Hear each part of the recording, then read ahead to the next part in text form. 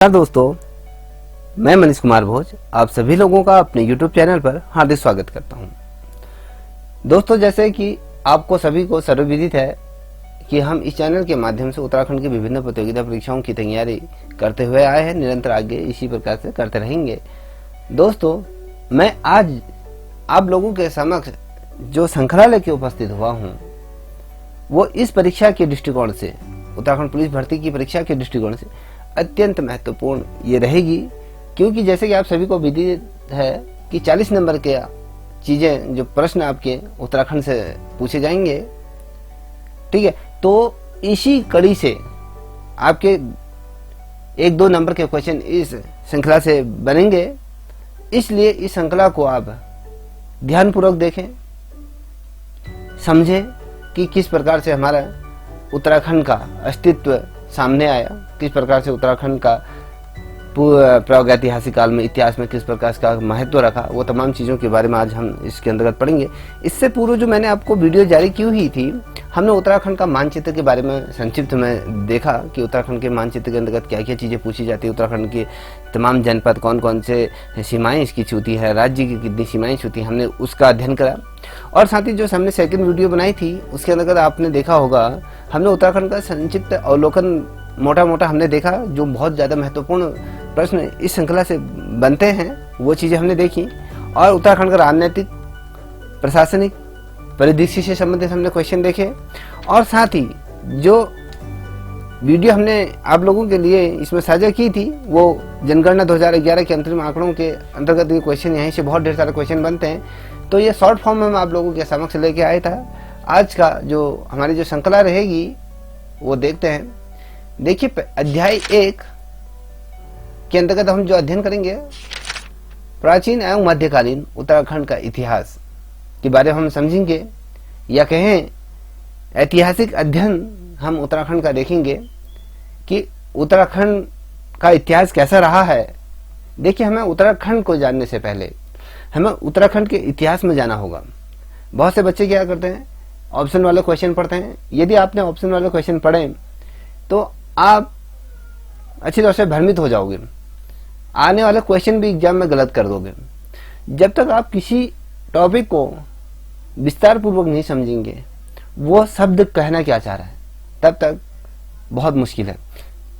आपको स्पष्ट कर दूं, जो पुलिस भर्ती का जो परीक्षा रहेगी वो उसकी जो मेरिट लिस्ट आएगी वो 184 से नीचे तो रहेगी नहीं, इससे ऊपर ही रहेगी, क्योंकि बहुत बच्चों के पास लंबे समय से तैयारी करते हुए आ रहे हैं, तो इसलिए चलिए लेके चलिए कि कंपटीशन आपका बहुत अधिक है। अब देखिए, हम उत्तराखंड के इतिहास के बारे में बात करें तो उत्तराखंड का इतिहास कैसा है, किस प्रकार से, कहाँ से इसके प्राकृतिक स्रोत मिलते हैं हमें उत्तराखंड की, वो तमाम चीज़ों पर हम गौर करें।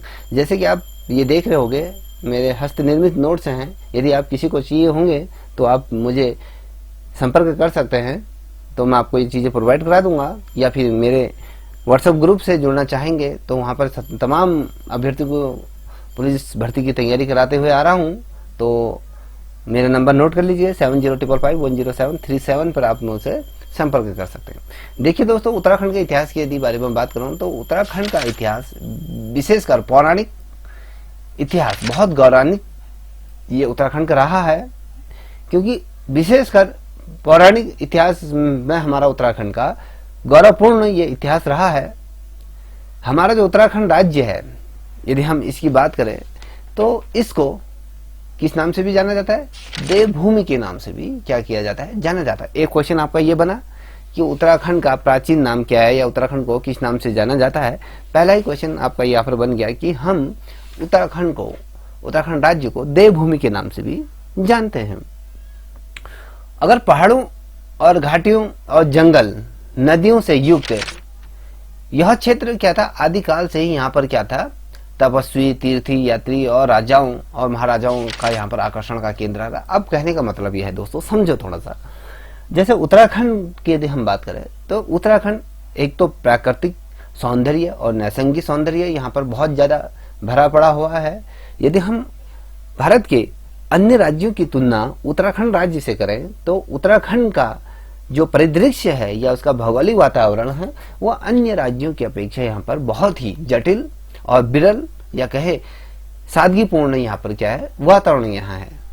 अगर हम प्रागैतिहासिक काल की बात करें या इतिहास के पन्नों को उठा के देखें तो यहाँ पर उत्तराखंड ने सभी को अपनी ओर आकर्षित करा।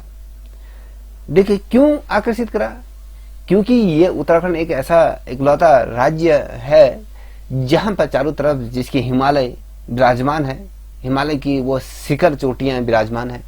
यहाँ पर पहाड़ पर्वत, यदि कहें जैसे देवभूमि इसका नाम रखा गया है, देवों का साथ साथ इस धरातल पर, इस भूमि पर निवास करते हैं। यहाँ तक कि माना जाता है कि उत्तराखंड में ही देवों का अवतरित, इसी धरातल पर देव अवतरित हुए थे, इसलिए इसका महत्व भी और अधिक बढ़ जाता है। उत्तराखंड में सभी जगह, सभी राज्यों में पहाड़ होते हैं, घाटे होते हैं, जंगल होते हैं, या कहें नदियां होती हैं, झरने होते हैं, तालाब होते हैं, मगर उत्तराखंड की जो वैभवता, जो सौंदर्य, जो उसका प्राकृतिक वातावरण है, वो बहुत ही मन को शांति पहुंचाता है।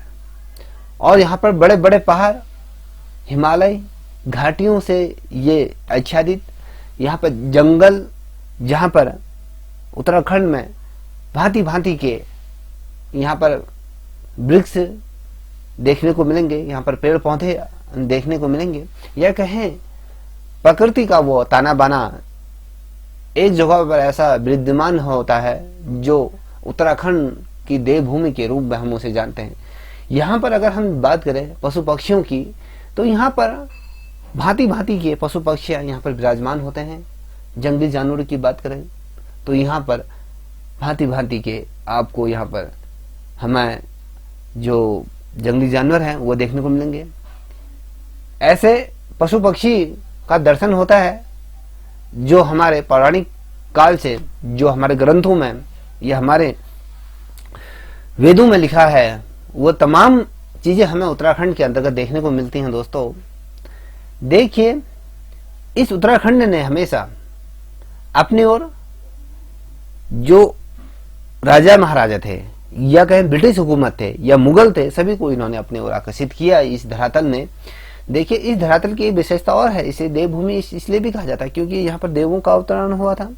साथ ही आदिकाल से ही यहाँ पर हम सनातन धर्म की यदि हम बात करें तो सनातन धर्म का भी उदय इसी धरातल से हुआ है।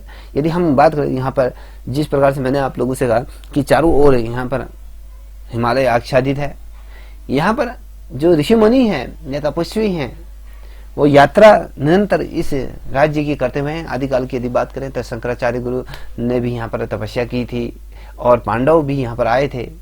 यहाँ तक कि कहते हैं कि ब्रह्मा विष्णु का भी, यहाँ पर महेश का भी अवतरण हुआ है।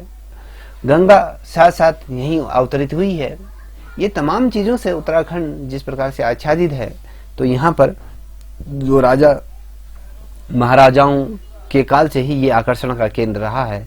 इसका इतिहास बड़ा गौरवान्वित है उत्तराखंड का। यहाँ पर तपस्या और तीर्थयात्रियों और राजाओं का प्रमुख ये क्या था, केंद्र था।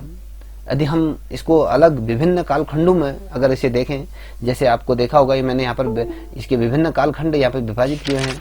प्रागैतिहासिक काल की यदि बात करें, अध ऐतिहासिक की बात करें या ऐतिहासिक काल की बात करें, तो तमाम आधार पर हमारा उत्तराखंड का संक्षिप्त इतिहास यहीं से देखने को मिलता है। उत्तराखंड की धरातल का जो संक्षिप्त विवरण होता है हमें यहीं पर ही देखने को मिलता है। देखिए हमने उत्तराखंड को 3 भागों में यहाँ पर विभाजित किया हुआ है। देखिए उत्तराखंड का इतिहास किस प्रकार से होता है। देखिए एक भाग में हमने जो हम कवर करेंगे, जो एक ये वाला भाग है आपका, ये है आपका प्रागैतिहासिक काल। अब प्रागैतिहासिक काल किसे कहते हैं, जिन्होंने हिस्ट्री पढ़ी होगी उन्हें अच्छी तरह से समझ में आता होगा, इसके बारे में मैं बताऊंगा। और दूसरा भाग हमने अध ऐतिहासिक काल के बारे में हम यहाँ पर अध्ययन करेंगे। और साथ ही जो तीसरा बिंदु है, तीसरे बिंदु पर हम देखेंगे ऐतिहासिक काल, इतिहास में किस प्रकार से उत्तराखंड का अस्तित्व रहा। अब ऐतिहासिक काल के बारे में बात करूं तो इतिहास से पूर्व की जो घटनाएं घटित हुई हैं उस काल को अध ऐतिहासिक काल। फिर ऐसा कालखंड जिस कालखंड का कहीं पर ही संक्षिप्त लिखित विवरण या कहें साक्ष्य प्राप्त नहीं हुए हैं, ऐसे कालखंडों को हम प्रागैतिहासिक काल कहेंगे, जहां पर किसी भी प्रकार की लिपि या कहे लेखन या सामग्री इत्यादि जो प्राप्त नहीं हुई है, ऐसे कालखंड को हम क्या कहेंगे, प्रागैतिहासिक काल। अब इसको देखने वाली जो महत्वपूर्ण जो चीज है दोस्तों, देखिए उत्तराखंड का इतिहास भारत के इतिहास जितना ही पुराना है, जितना हमारा भारत का इतिहास है विविधताओं से भरा हुआ है, उतना ही हमारा उत्तराखंड का भी इतिहास क्या है, विविधता से परिपूर्ण ये हमारा उत्तराखंड है।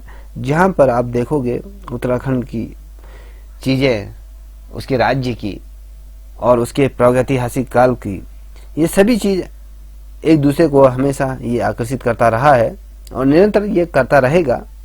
देखिए जैसे विभिन्न कालखंडों के क्रम के अनुसार यदि हम बात करें, राज्यों की बात करें, तो प्रागैतिहासिक और ऐतिहासिक और अदैतिहासिक तथा पौराणिक कालखंडों में हमने इसे विभाजित किया है, जिनका विवरण हम यहाँ पर देखेंगे, निम्न प्रकार से देंगे। अब देखिए हमें समझना होगा कि पहला जो ये पॉइंट है, प्रागैतिहासिक कालखंड किसे कहते हैं, ठीक है। अब देखिए प्रागैतिहासिक कालखंड की यदि हम बात करें दोस्तों, जो राज्य के जितने भी विभिन्न स्थल होते हैं, जो स्थलों से जो प्राप्त जो चीजें होती हैं, जैसे पाषाण कालीन की यदि बात करें तो उसमें क्या होता था, गुफाएं होती थी, शिलाएं होती थी, चित्र होते थे, कंकाल मिलते थे या मृदुक भांग इत्यादि जो चीजें मिलती थी, और या कहें धातु के ऐसे उपकरण मिलते थे जिससे हमें उस कालखंड का अनुमान लगता था, जिससे हम ये कहते थे कि हमारे पूर्वज इस प्रकार से इस धरती पर विचरण करते होंगे, इस प्रकार से अपना जीवन यापन करते होंगे। इस कालखंड को प्रागैतिहासिक काल में जो मानव की निवास होने की जो पुष्टि करता है, ये हम यदि हम बात करें कि इस धरातल पर इतने समय पूर्व शायद मनुष्य निवास करता होगा, मनुष्य अपनी एक्टिविटी इस प्रकार से करता, वो तमाम चीजें हमें कैसे मिला, गुफाओं में चित्रित जो लेख हैं और जो पत्थरों में उकेरे की जो शिलाएं कृतियां हैं और शिलाएं हैं, या कहें कंकालों के माध्यम से, मृदन भाण से, या कहें धातु के ये उपकरण जो प्रागैतिहासिक काल में मानव की क्या करते हैं, पुष्टि करते हैं। और यदि मैं बात करूं दोस्तों, इसी कालखंड के जो हमें कई जगह हमें क्या है इसके साक्ष्य मिले हैं। थोड़ा सा अगर मैं आगे बढ़ूं उससे पूर्व थोड़ा सा मैं उत्तराखंड के बारे में, जैसे आप सभी को मोटा मोटा पता है कि उत्तराखंड, हमें यह समझना होगा कि उत्तराखंड का मैप यदि देखोगे तो उत्तराखंड उत्तर दक्षिण में स्थित भारत का कौन सा है, 27वां राज्य के रूप में हमारा ये उभर के समक्ष आया। और उत्तराखंड का जो प्राचीन नाम यदि हम पूछेंगे, यदि वर्तमान समय की हम बात करें, जैसे उत्तराखंड बना तो उस प्रकार से हम किस प्रकार से इसकी गणना करते हैं।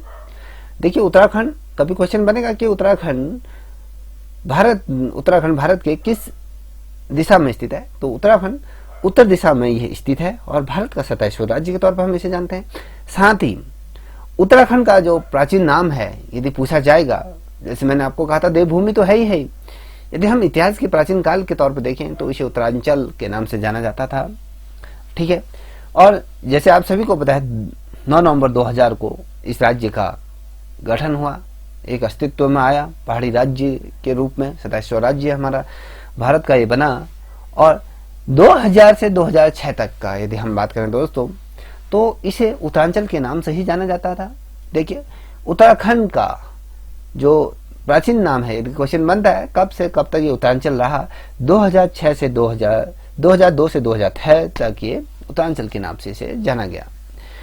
और वर्ष 2007 में इसका जो नाम परिवर्तन हुआ, ये उत्तराखंड कर दिया, इसका जो नाम बदल कर इसे उत्तराखंड कर दिया।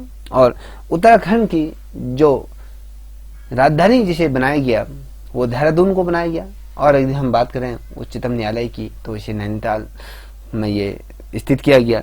इसलिए मैंने इसे आपको बताया क्योंकि यहीं से हमें मोटा मोटा क्वेश्चन यहीं से बनते हैं। अगर मैं बात करूं उत्तराखंड के इतिहास की, तो उत्तराखंड का जो इतिहास है उसका अगर उसका उल्लेख की बात करूं तो ये प्राचीन जो हमें धर्म ग्रंथ है उनमें, जैसे केदार खंड की बात करें, वो मानस खंड के रूप में हमें क्या मिलता है, उत्तराखंड का इतिहास के बारे में या प्राचीन उत्तराखंड के इतिहास के बारे में हमें यहाँ से मिलता है। और आपने लोक कथाओं में भी ये पढ़ा होगा या सुना होगा आपके अपने बुजुर्गों से, जहाँ इस पर पांडव, यहाँ पर क्या है, यहाँ पर पांडव आए थे और विश्व के जो सबसे बड़ा महाकाव्य है, जैसे महाभारत की बात करें, रामायण की बात करें, तो उसकी रचना भी इसी धरती पर या कहें इसी देवभूमि में हुई और उत्तराखंड राज्य के अंतर्गत इन महाकाव्यों की रचना की गई, इनको लिखा गया।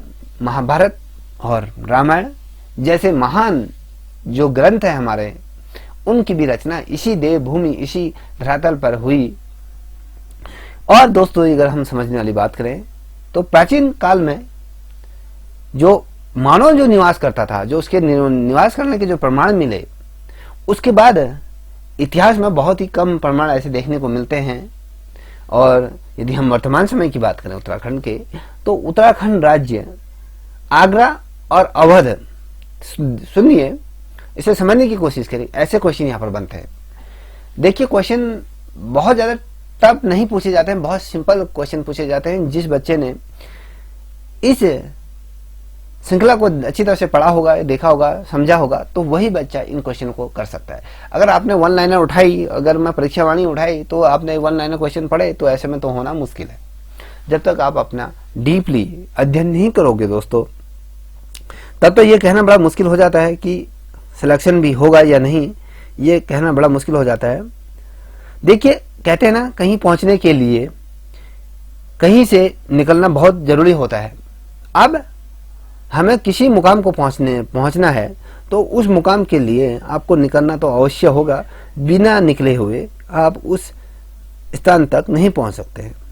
ठीक है, आप जब मेहनत करोगे, आप उसी आधार पर आपका क्या होगा, परिणाम भी घोषित होता है।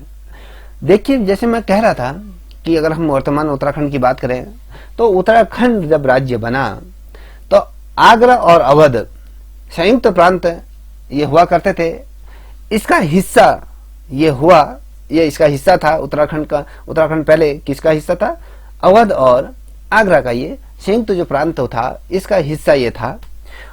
और यदि मैं बात करूं दोस्तों, 1902 में इसे बनाया गया और सन 1935 की यदि मैं बात करूं दोस्तों, इसे संयुक्त प्रांत कहा गया। देखिए, आगरा और अवध को जो संयुक्त प्रांत बनाया गया, कभी क्वेश्चन बनेगा तो किस वर्ष बनाया गया? तो 1902 में इसका क्या बनाया गया था? इसे प्रांत बनाया गया था, नहीं, इसको बनाने का कोशिश किया गया प्रांत के रूप में। और 1935 में इसे क्या कहा गया? इसे प्रांत कहा गया, संयुक्त प्रांत कहा गया। किसे? आगरा और अवध को संयुक्त प्रांत के रूप में जाना गया। और 1950 की यदि बात करें, जनवरी 1950 की यदि हम बात करें दोस्तों, संयुक्त प्रांत का नाम बदल कर क्या कर दिया गया है? उत्तर प्रदेश इसका नाम कर दिया गया, जो हमारा क्या है, उत्तर प्रदेश राज्य के तौर पर हम जिसे जानते हैं। और भारत का 27वां राज्य बनने से पहले उत्तराखंड क्या था? आपका उत्तर प्रदेश का एक अभिन्न अंग था, जिसे मैंने आपको कहा ना, अवध और आगरा से बनकर ये क्या था, उत्तर प्रदेश बना। ठीक है, अब बात करते हैं उत्तराखंड की प्रागैतिहासिक काल की, कालखंड की बात करें। देखिए दोस्तों, जैसे मैंने आपसे कहा कि इस कालखंड में हमें क्या मिलते हैं? पौराणिक चीजें मिलते हैं। किन किन चीजों से हमें पता चलता है कि प्रागैतिहासिक काल है? ऐसे कालखंड का जिक्र करते हैं हम जिस कालखंड में क्या होता है, किसी भी चीज का हमें साक्ष्य प्राप्त नहीं होते हैं। जैसे आपने सिंधु घाटी सभ्यता पढ़ी होगी, इंडियन वैली सिविलाइजेशन पढ़ी होगी, तो उसमें जैसे आपने देखा होगा कि सांस्कृतिक जब संस्कृत का उदय हुआ, तो ताम्र प्राचीन उसे नाम दिया गया। और अगर हम उसकी पृष्ठभूमि की बात करें, तो भारत के उपमहाद्वीप जिसे पश्चिम भाग में ये स्थित था। और अगर हम कालखंडों की बात करें, तो अलग अलग कालखंडों में हमने इस चीज को क्या करा, अलग अलग तौर पर हमने इसे विभाजित किया। उसी प्रकार से अगर मैं इतिहास की बात करूं, जैसे प्रागैतिहासिक काल की बात करें, तो हमें समझना होगा कि प्रागैतिहासिक काल किसे कहते हैं, अधैतिहासिक काल किसे कहते हैं, ऐतिहासिक काल किसे कहते हैं। थोड़ा सा मैं आपकी जानकारी के लिए दे दूं। यदि आप लोग इस वीडियो को अगर ध्यानपूर्वक देख रहे होंगे, तो आप इसे नोट से बनाते हुए चलिएगा मेरे साथ। देखिए, इतिहास की बात कर रहा हूं, प्रमाण एवं क्रमबद्ध इतिहास की घटनाएं, अगर हम जैसे प्रमाण मिल रहे, जो हमें चीजें मिलती हैं, और जो क्रमबद्ध जो घटनाएं घटित होती हैं, ऐसी घटनाओं को एक जगह स्थानीकृत करना ऐतिहासिक काल कहा जाता है, इतिहास कहा जाता है उसे। इतिहास में इन चीजों को संरक्षण करना। अगर हम प्रागैतिहासिक काल की बात करूं तो मैं अभी ये प्रागैतिहासिक काल का उत्तराखंड की बात करूं। आपको समझना होगा प्रागैतिहासिक काल किसे कहते हैं। तो प्रागैतिहासिक काल ऐसे कालखंड जिसमें ना तो लिखित और ना ही पठित। पठित का मतलब क्या होता है दोस्तों, जिसे हम पढ़ नहीं सकते, ऐसी घटनाएं उपलब्ध ना हो, उनके कहीं पर भी हमें साक्ष्य प्राप्त नहीं हो। देखो ऐसे कालखंड की बात कर रहे हैं जिसमें ना तो हमें लिखित चीजें हमें प्राप्त हुई हैं, ना ही हमें पठित घटनाएं उसमें जिसे हमें पढ़ सकते हैं, हम सुन सकते हैं कि भैया ऐसी घटनाएं उस काल में घटित हुई हूँ।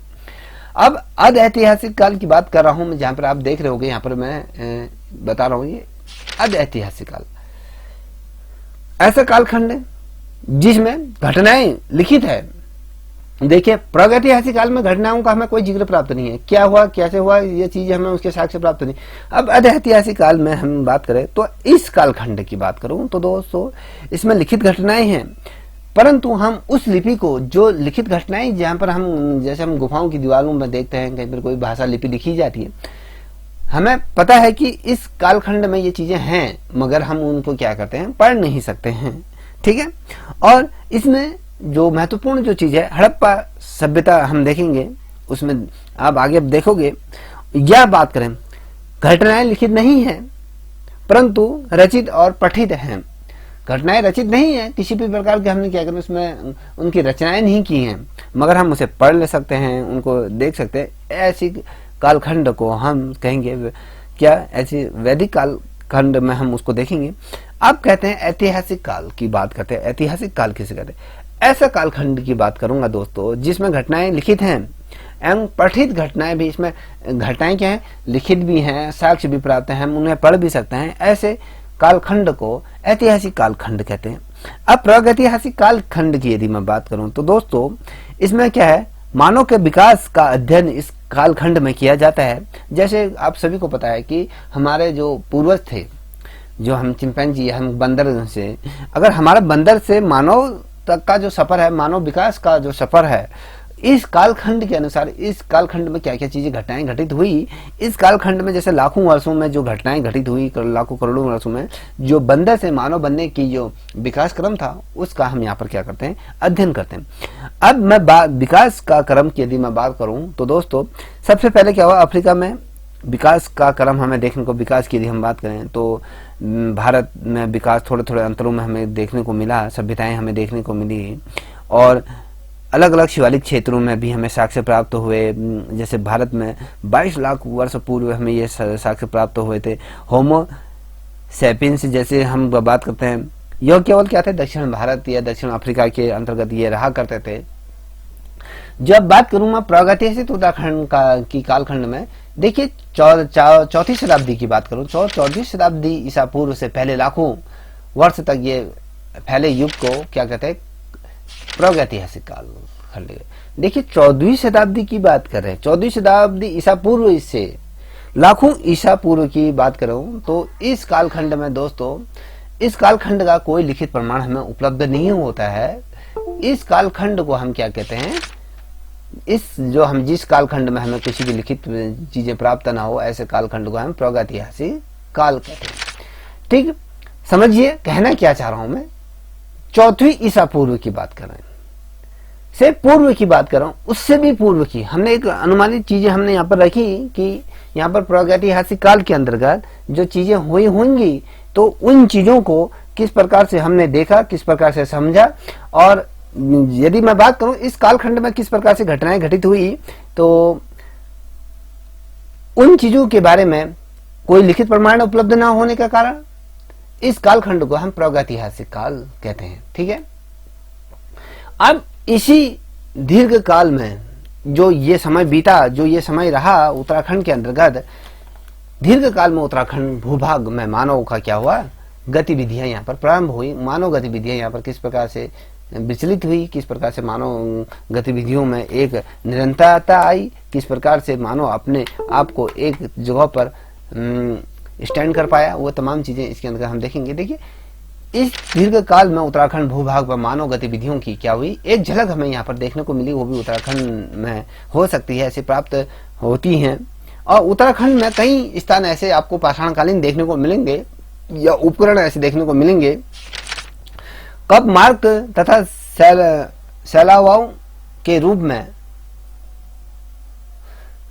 प्रागैतिहासिक काल के अवशेष हमें मिलते हैं, जिसके संकेत से हमें मिलता है कि यहाँ पर प्रागैतिहासिक काल के मानव यहाँ पर रहते होंगे।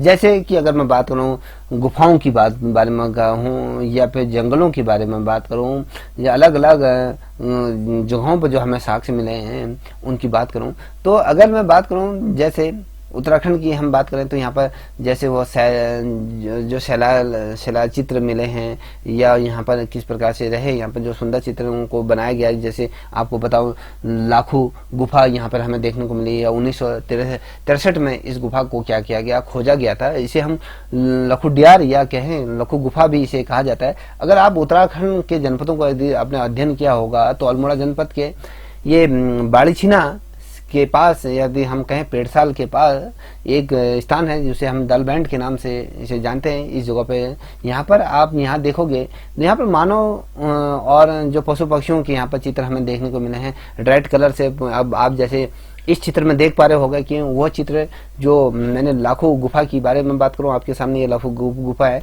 किस प्रकार के उसमें मानव के चित्र किस प्रकार से यहाँ पर देखने को, जैसे मानव की आकृतियां आपने देखने को मिलेगी। यहाँ पर अलग अलग नृत्य करती हुई देखेंगे, जंगली जानवरों का शिकार करते हुए यहाँ पर देखने को मिलेगा, पशुओं की विभिन्न चीजें आपको देखेंगे, पशु पक्षियों का भी यहाँ पर चित्रण आपको देखने को मिल जाएगा।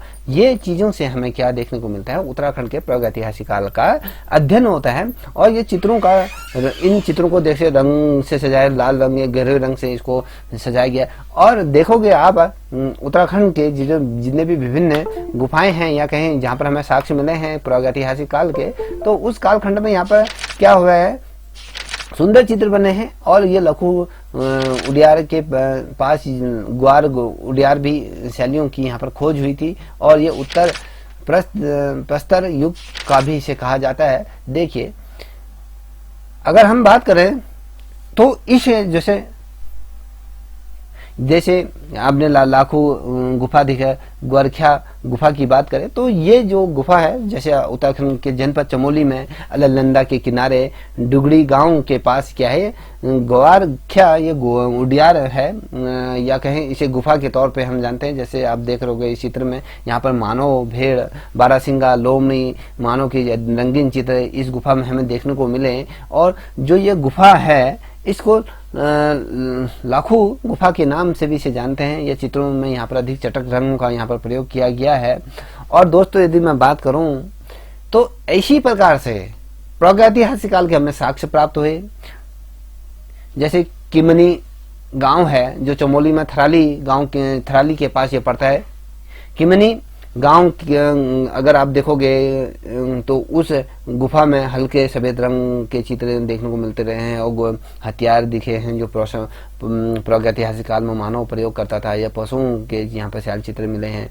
और मलारी गांव है जो चमोली जिले के जो सुदूर जो क्षेत्र है, जो तिब्बत से लगा हुआ ये सटा हुआ ये गाँव है। ये मलारी गांव में जैसे गढ़वाल के जो विश्वविद्यालय के जो शोधकर्ता थे, उन्होंने 2002 में यहाँ पर हजारों वर्ष पुराने, यदि मैं बात करूँ यहाँ पर नर कंकाल, मिट्टी के बर्तन, जानवरों के अंग यहाँ पर, और तो और यहाँ पर 5.2 किलो का एक सोने का यहाँ पर मुखौटा मिला। किस प्रकार से उसमें भी सोने की वैल्यू, किस प्रकार से लोग सोने को एकत्र करते हैं, उसके अवशेष यहाँ पर मिले।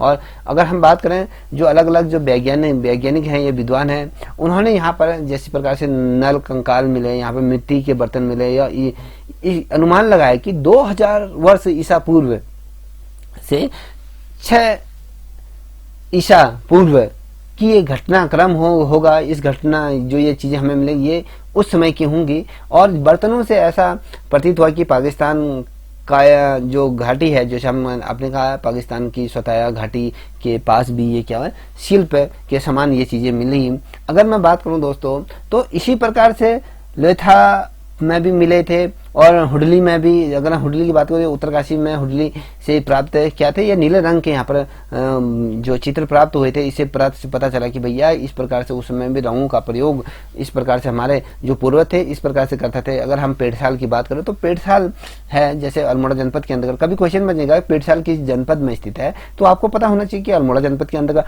हुडली किस स्थान पर है या हुडली कौन से जनपद के अंतर्गत आता है, तो आपको पता होना चाहिए कि ये उत्तरकाशी जिले के अंतर्गत आता है। लेथाप की बात करेंगे तो ये अल्मोड़ा जनपद के अंतर्गत। क्वेश्चन बनेगा कि मलारी गांव कहाँ स्थित है, किस जनपद के अंतर्गत है, तो मलारी गांव आपके चमोली जनपद के स्थित है। और किस के पास ये गांव स्थित है, तो तिब्बत सीमा के सटे हुआ ये गांव है। ठीक है, अब किमनी कि गांव कहाँ स्थित है ये भी आपको पता होना चाहिए भैया, ये आपके चमोली जनपद में है। यहाँ पर क्या मिले थे, यहाँ पर पशुओं के हथियार मिले थे, पशु शैल चित्र यहाँ पर प्राप्त हुए थे। और लखुडियार गुफाओं की बात करेंगे तो ये चमोली जनपद के, ग्वार गुफा की बात करें, गोरखियारा गुफा की बात करें तो ये चमोली जनपद। और कहाँ, ये अलकनंदा के किनारे स्थित है, हुडली गाँव के पास है, डुडली गाँव के पास है। ठीक है, ये चीजें क्वेश्चन बनते हैं। अब लाखू गुफा क्या है, अब लाखू गुफा क्या है भैया, ये लाखू गुफा प्रागैतिहासिक काल के वो साक्ष्य जो जहाँ से हमें लगता है कि प्रागैतिहासिक काल में मनुष्य किस प्रकार का अपना जीवन व्यतीत करता था, इन चित्रों के माध्यम से हमें देखने को मिलते हैं। अब बात करते हैं दोस्तों थोड़ा सा, अब हम देख लेते हैं प्रागैतिहासिक काल की बात करते हैं। राज्य के विभिन्न स्थानों से प्राप्त हुए ऐसे कंकाल चित्रों और धातुओं से बने हथियार जैसे प्रागैतिहासिक काल में मानव निवास के अनेक रहन सहन तथा उसकी आजीविका किस प्रकार से वो चलता था उसकी पुष्टि इन चीजों से प्रागैतिहासिक काल में इसकी होती है। अगर बात करूं उत्तराखंड के अंतर्गत तो प्रागैतिहासिक काल में मानव गुफाओं में निवास करता था। सभी लोग जानते कंदमूल फल खाता था, अपना जीवन यापन जानवरों की तरह रहता था और अपनी गुफाओं की दीवारों पर ये सुंदर चित्र बनाता था, उन दीवारों को सजाता था। अपने भोजन और की पूर्ति के लिए क्या करता था, शिकार करता था, विभिन्न प्रकार के कंदमूल फल खाता, उनका सेवन करता था। और धीरे धीरे समय जिस प्रकार से बीता, जिस प्रकार से समय का पहिया घूमा, तो धीरे धीरे कालांतर में भी मनुष्य भी धीरे धीरे उसमें परिवर्तन आए और उस प्रकार से जो चीजें हुई तो वो तमाम चीजें हमारे प्रागैतिहासिक काल के अंतर्गत वो चीजें आती हैं।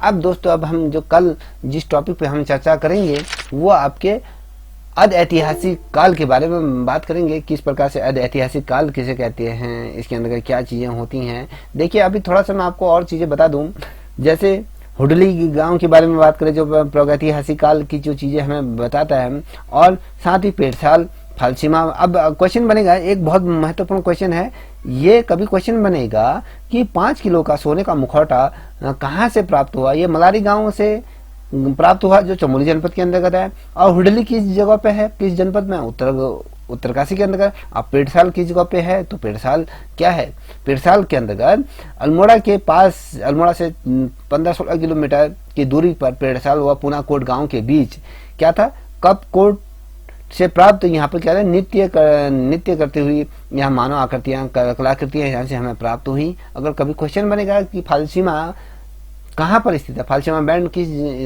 जनपद के अंतर्गत है, आपको पता होना चाहिए अल्मोड़ा जनपद के अंतर्गत है। यहाँ जो फालसीमा नाम है तो ये मानव काल के, प्रागैतिहासिक काल के वो चीजें यहाँ से प्राप्त हुई है, जैसे कि योग करते हुए विभिन्न मुद्राएं हैं, नित्य गति मुद्राएं हैं, मानव की अनेक कलाकृतियां यहाँ से मिले। अगर बात करूँ यहाँ पर से बर्तनें मिले हैं, मूर्तियां मिली हैं जो हमें प्रागैतिहासिक काल के साक्ष्य देखने को मिलते हैं। इससे हमें पता चलता है कि प्रागैतिहासिक काल में किन चीजों की घटनाएं घटी हुई होंगी। अब जैसे बात करूं रामगंगा घाटी की बात करूं तो वहां पर रामगंगा घाटी में भी पाषाणकालीन शवगार या कहें जहां पर शवों को दफनाया जाता था, तो वो आपके रामगंगा घाटी के किनारे देखने को। बनकोट है जो पिथौरागढ़ के जनपद के अंदर, तो वहां पर भी हमें प्रागैतिहासिक काल से रिलेटेड चीजें मिली। वहां पर 8 ताम्र मानव आकृतियां मिली। क्वेश्चन बनेगा कि किस स्थान से 8 ताम्र मानव आकृतियां प्राप्त हुई। अगर आपको जनपद नहीं दिया होगा, अगर पर्टिकुलर नाम दिया होगा स्थान, तो बनकोट वो स्थान है। अगर जनपद दिया होगा तो आपका पिथौरागढ़ जनपद है।